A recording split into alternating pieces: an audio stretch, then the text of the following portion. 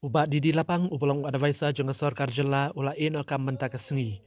Ubak lapang ula pha ya kesiti in okam jeng u menteri rangba ukon rat sangma. La ban kedeu hang ba ubak lapang ula long menteri rangba unong elam kaliang persya syuabun sange no nakakam yale election house nem archer khat ban mina ru nakaseng kongres ban penyesok bat keseng NPP hakabla thungi u kumu advisor jeng sorkar jela.